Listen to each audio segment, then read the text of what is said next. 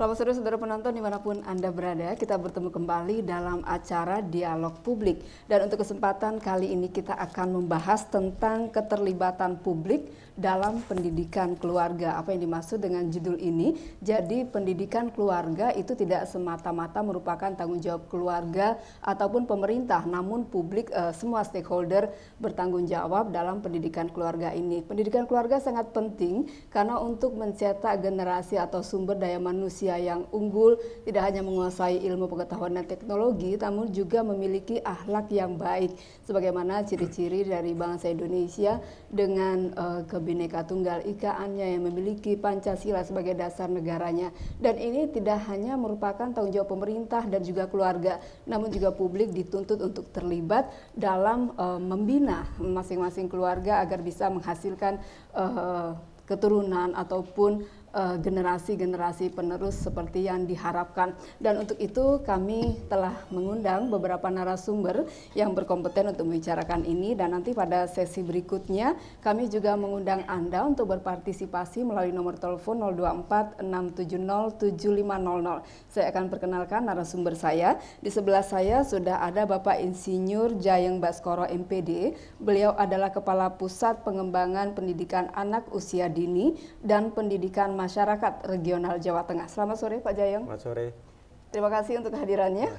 Dan kemudian di sebelah beliau ada Bapak Mustar SEMM, Kepala Perwakilan Badan Kependudukan Keluarga Berencana Nasional Jawa Tengah. Selamat sore Pak Mustar. Selamat sore, Assalamualaikum warahmatullahi wabarakatuh. Waalaikumsalam warahmatullahi wabarakatuh. Dan kemudian di sebelah beliau ada Dr. Andes Supomo Pujiatmoko. Beliau adalah Kasih PAUD dan Kesetaraan pada bidang PNFPT atau Pendidikan Non-Formal Pendidikan Tinggi Dinas Pendidikan Provinsi Jawa Tengah. Selamat sore Pak Pomo. Selamat sore. Terima kasih sudah hadir di sini Bapak. Dan kemudian di sebelah beliau ada Dr. Haji Abu Rohmat MA, Sekretaris Hukum dan juga Perundang-undangan Majelis Ulama Indonesia Jawa Tengah. Assalamualaikum, selamat sore Pak. Waalaikumsalam, selamat sore. Baik, terima kasih untuk kehadirannya. Dan kemudian saya langsung saja ke Pak Jayeng Baskoro. Bapak, sebetulnya dalam pendidikan keluarga ini seberapa besar selama ini publik ikut mempengaruhi terhadap kualitas pendidikan keluarga?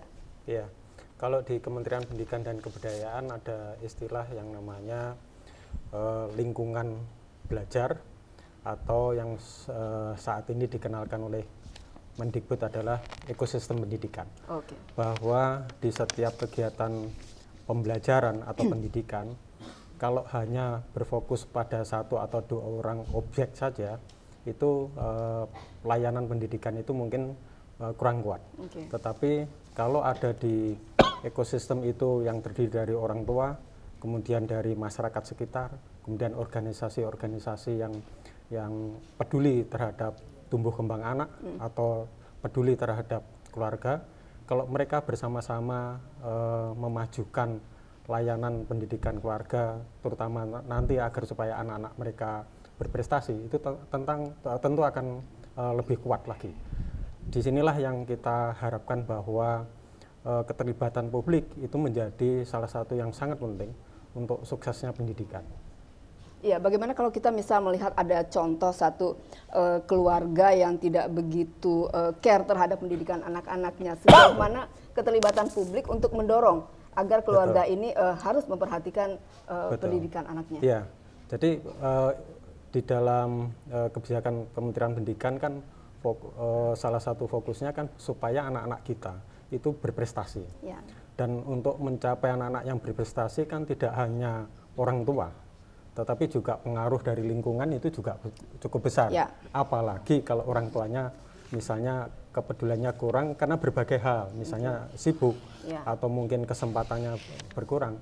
Ini kalau lingkungannya itu juga punya perhatian atau ekosistem di daerah mereka itu perhatian, tentu akan membantu juga ketika orang tuanya mungkin karena kesibukan, masyarakat bisa peduli juga mengingatkan kalau misalnya ada anak-anak yang mungkin terlalu banyak bermain, dia harus belajar.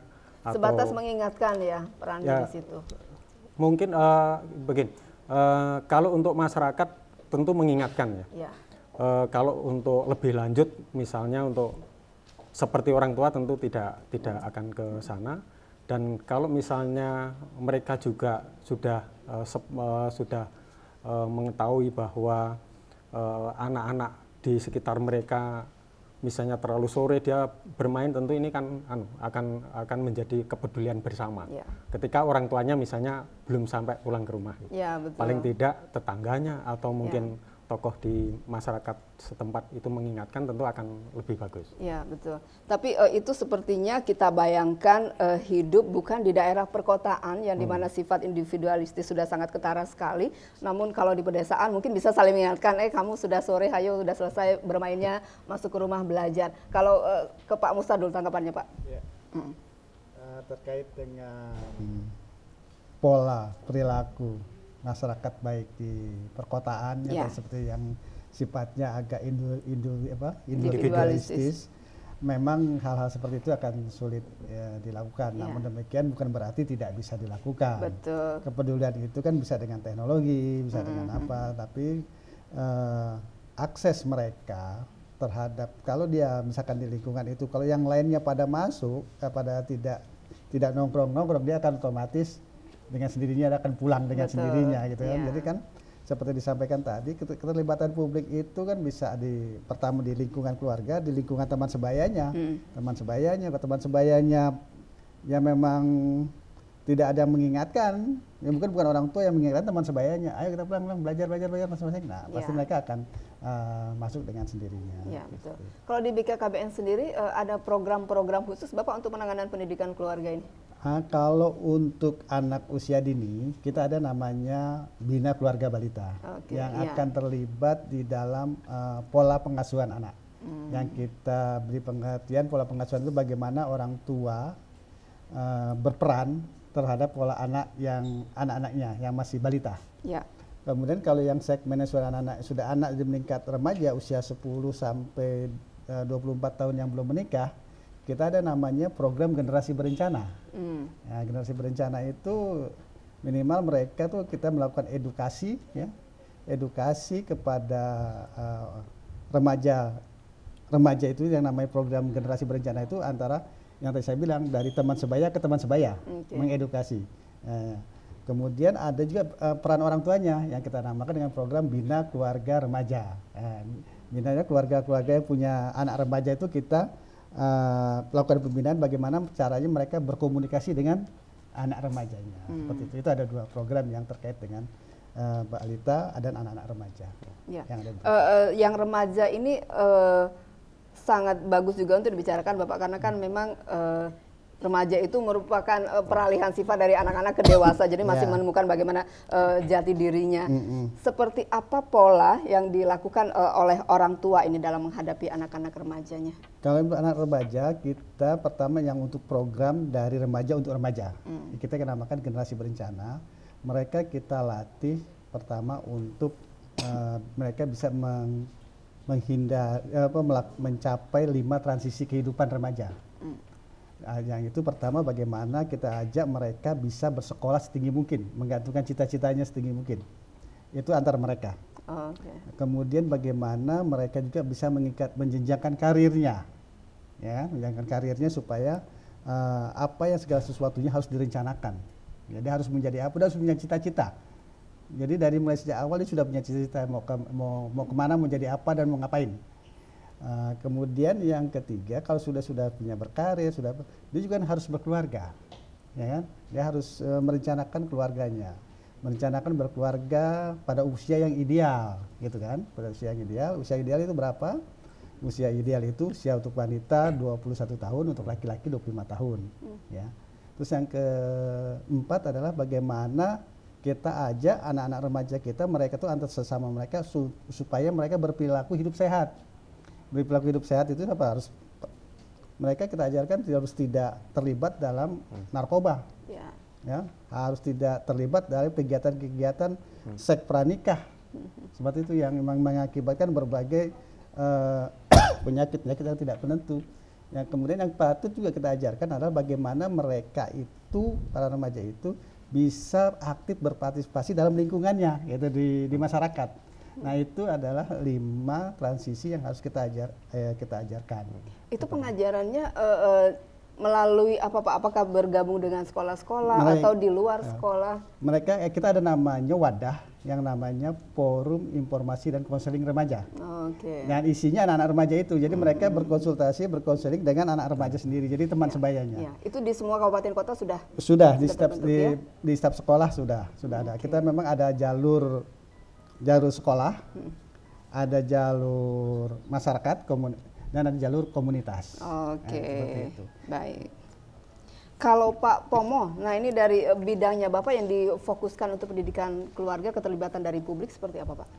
Jadi begini, pendidikan itu kan tanggung jawab pemerintah, ya, orang tua dan masyarakat. Nah, dulu pemerintah khususnya Kementerian Pendidikan dan Kebudayaan itu intervensi terhadap keluarga atau orang tua dan masyarakat itu masih rendah. Jadi intervensi untuk pendidikan anak itu lebih banyak ke sekolah, dalam hal ini pemerintah ya, sekolah itu kan berarti pemerintah. Nah sejak 2015 itu memang ada program khusus yang mencoba mengintervensi ke orang tua atau keluarga gitu. Tapi bentuknya bukan berarti orang tua dididik dan sebagainya enggak, tetapi itu kemitraan. Jadi sekolah bermitra dengan masyarakat, dengan orang tua untuk melakukan pendidikan keluarga. Ya, sebenarnya pendidikan keluarga itu ada 2 konsep. Konsep pertama, pendidikan yang dilakukan oleh keluarga terhadap anak. Kemudian yang kedua, pendidikan keluarga itu keluarga yang dididik. Karena banyak keluarga orang tua yang tidak tahu harus bagaimana ketika dia mendidik. Ya, misalnya anak remaja itu jangan di briefing, dia harus sharing, misalnya seperti itu. Kadang-kadang orang tua kan briefing. Nah, kemudian juga di anak usia dini itu usahakan jangan sampai anak itu dibentak lah, jangan sampai mendidik dengan emosi. Ya. Sebenarnya intervensi terhadap keluarga atau orang tua di bidang pendidikan itu sejak dulu di PAUD sudah dilakukan dalam bentuk parenting education. Nah, sekarang diperluas.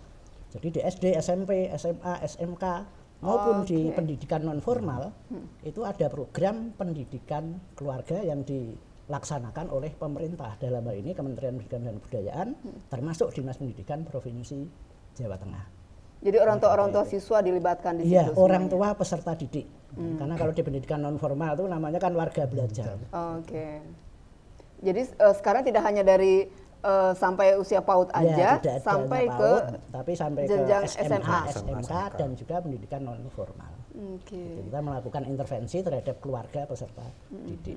Dan sejauh ini keterlibatan dari masyarakat itu sendiri, apakah mereka cukup antusias atau tidak kalau banyak yang program kemitraan, karena memang ada 5 kabupaten kota di Jawa Tengah ya ini, ada 5 kabupaten kota.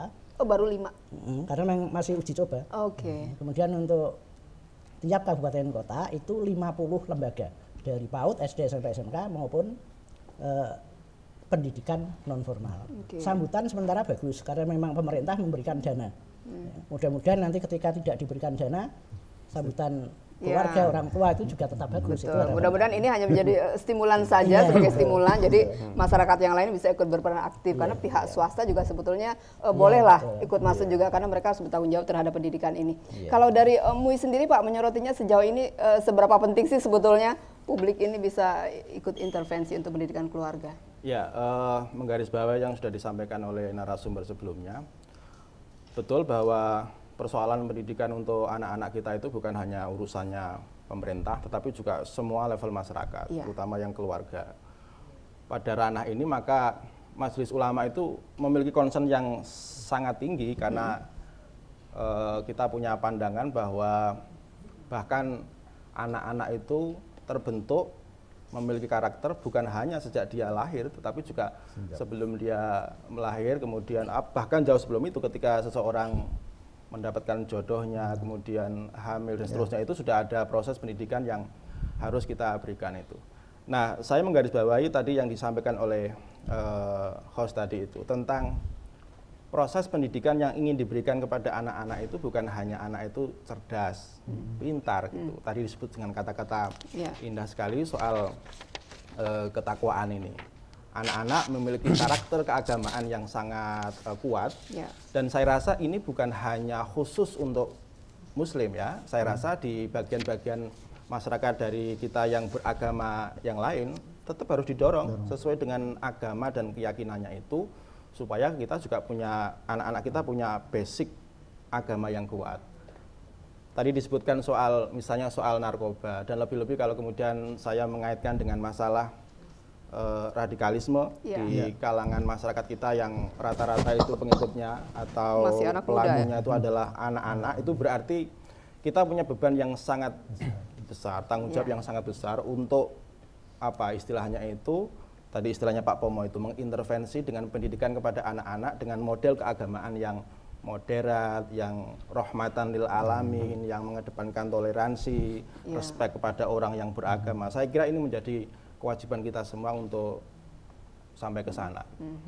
Iya, kalau berbicara masalah penyimpangan yang terjadi, kita juga tidak boleh menyalahkan mungkin ini salah keluarganya saja atau pemerintah yang bersalah di situ, karena mungkin juga masyarakat juga ikut mendorong bagaimana perilaku seorang itu sehingga bisa menyimpang. Nah, sejauh ini Bapak bagaimana sih dari peran masyarakat itu agar bisa ikut membentuk karakter anak ini menjadi lebih baik? Betul. Jadi memang kita tidak dalam posisi untuk menyalahkan siapapun ya. Kegiatan yang menyebabkan remaja itu terdorong untuk yang negatif bisa saja, karena memang orang tua toh juga tidak bisa mengendalikan sendiri, ketika juga masyarakatnya juga tidak terlalu perhatian. Betul. Anak kan memang perlu ada pendampingan, mungkin perlu ada pemberitahuan atau perlu diberikan wawasan bahwa ada hal-hal yang tidak patut dilakukan oleh anak-anak. Karena anak-anak itu kan tanggung jawab utama kan belajar ya, belajar supaya nanti pengetahuan, keterampilannya dan nilai-nilai yang dia pahami itu semakin bagus, karena memang negara ini menunggu kehadiran anak-anak yang tidak hanya cerdas secara kognitif ya, termasuk intelektual yang lain seperti emosi yang baik, nilai-nilai yang baik, kemudian termasuk agama yang baik. Sehingga kalau dari sejak awal, sejak dini orang tua kemudian masyarakat di sekitarnya itu peduli dengan tumbuh kembang mereka, tentu perilaku tanda kutip tadi menyimpang itu akan lebih kecil lagi. Sehingga anak-anak kita lebih terbebas lah dari pengaruh-pengaruh yang negatif bagi dia. Karena memang peran dari masyarakat tentu juga besar, karena kalau sehari-hari misalnya mereka itu kalau di sekolah kan sudah 6 jam dia dengan rekan-rekannya. Kemudian pulang sekolah dia dengan masyarakat yang belum tentu usianya sama, bisa saja dengan usia-usia yang lebih dewasa yang mungkin ada perilaku yang tidak cocok untuk mereka, dan nanti pulang ke rumah dengan orang tuanya. Nah ini tentu kan dari hari ke hari, dari minggu ke minggu kan peluang kalau misalnya orang tua dan masyarakatnya tidak terlalu peduli memang punya potensi untuk itu. Misalnya ya tadi narkoba. Paling besar itu mungkin juga pengaruh dari rekannya atau masyarakatnya gitu ya. Nah inilah nanti kalau masyarakatnya juga peduli, artinya publik juga peduli bahwa anak-anak kita ini masa depan bangsa ya. Betul. Harapan bangsa untuk memimpin masa depan bangsa kita bagus.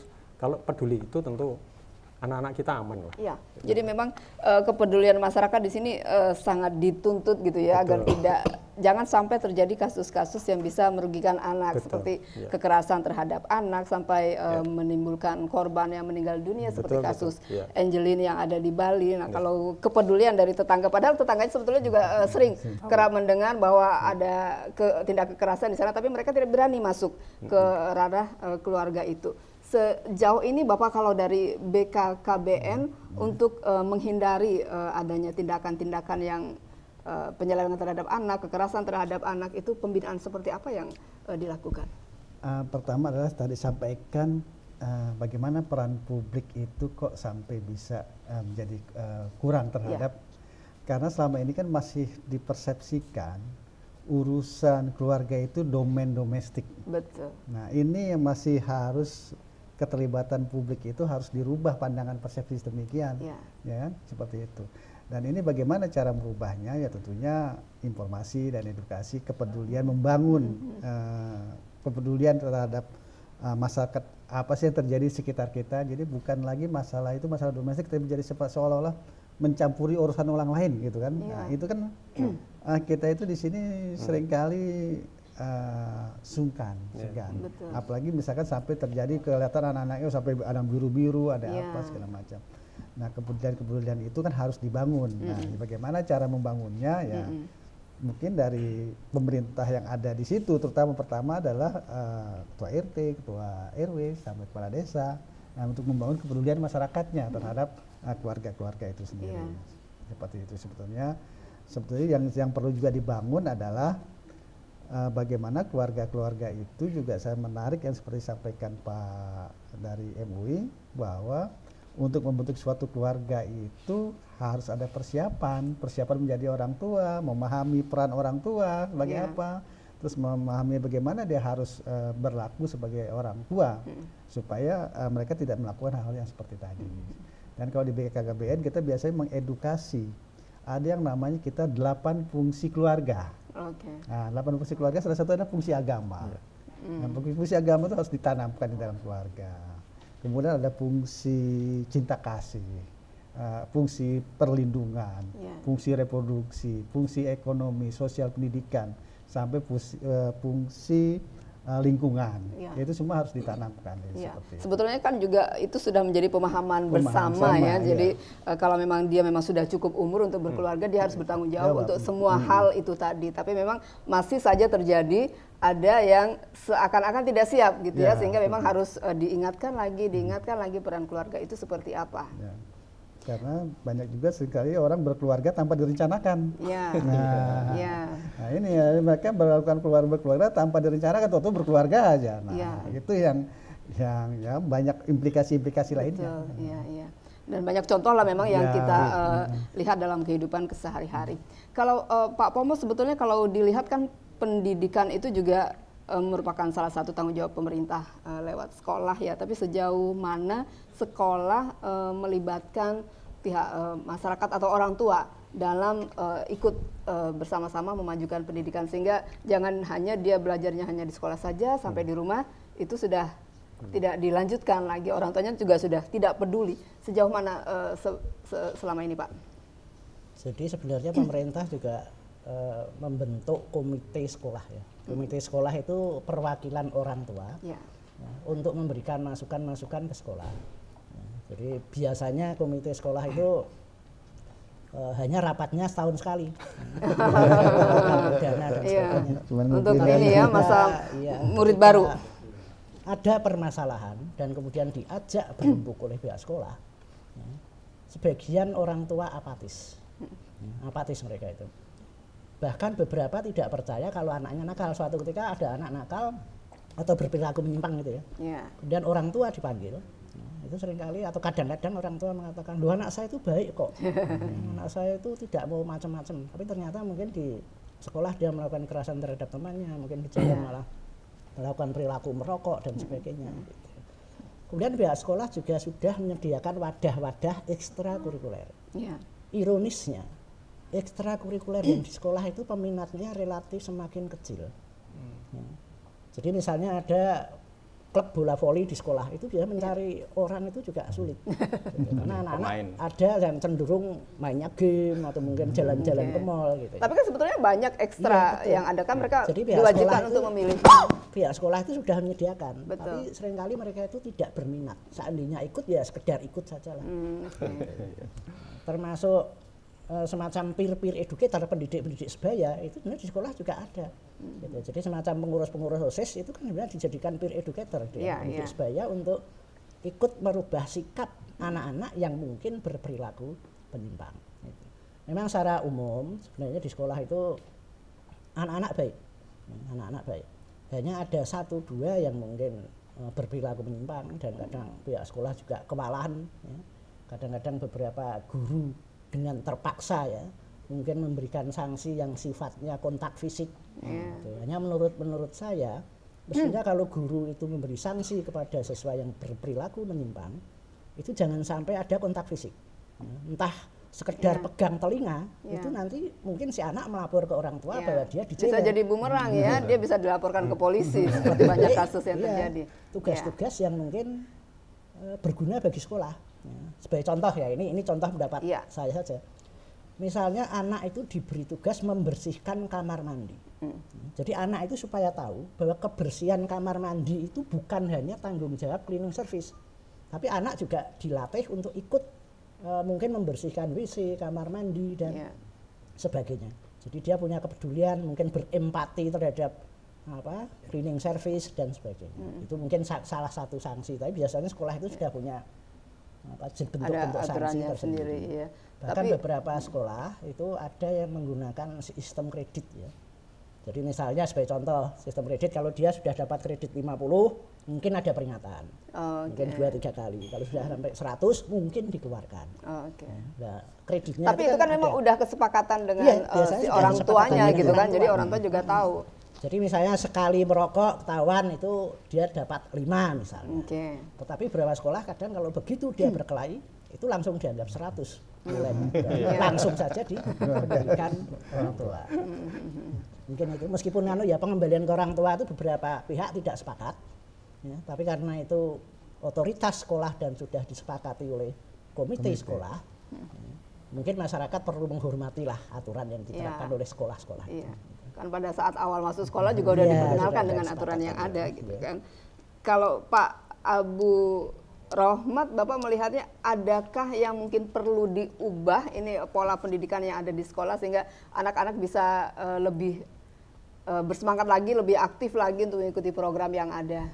Ya, sebelum ke sana memang di masyarakat kita mengalami perubahan yang luar biasa ya, terutama perilaku anak kepada guru atau kepada pendidik itu memang luar biasa. Saya kira contoh Pak Pomo itu memprihatinkan. Ketika guru sudah secara sungguh-sungguh ingin mendidik, meskipun pada level dia harus memberikan dalam tanda kutip tadi sanksi itu, gitu. Banyak orang tua yang tidak menyadari bahwa itu adalah bagian penting dari proses pendidikan. Meskipun kita harus menghindari kontak fisik atau kekerasan secara verbal. Dulu kalau di zaman saya sekolah yang non formal itu, yang pesantren itu, yang Majelis Ulama kan banyaknya dari pesantren itu ya biasa saja gitu. Jadi level-level kesalahan yang memang sudah tidak lagi bisa tembus dengan lesan, peringatan dengan lesan, ya memang harus terpaksa diberikan hukuman secara fisik meskipun tidak mungkin menyakiti. Jadi yang dicontohkan oleh Pak Pomo tadi misalnya soal bersih-bersih itu biasa gitu. Maka di kami dulu kalau ada santri yang nakal, hukumannya memang ya suruh zikir berapa ratus kali, suruh nulis Al-Quran berapa ayat, suruh hafalin nadoman apa gitu. Jadi itu sudah lama kita gitu. Lah sekarang ini kan memang gimana ya, masyarakat itu sudah berubah. Jadi mereka tahu haknya, sehingga kalau ada apa-apa yang berhubungan dengan guru, bahkan dipegang sedikit saja telinganya itu bisa jadi persoalan yang sangat besar.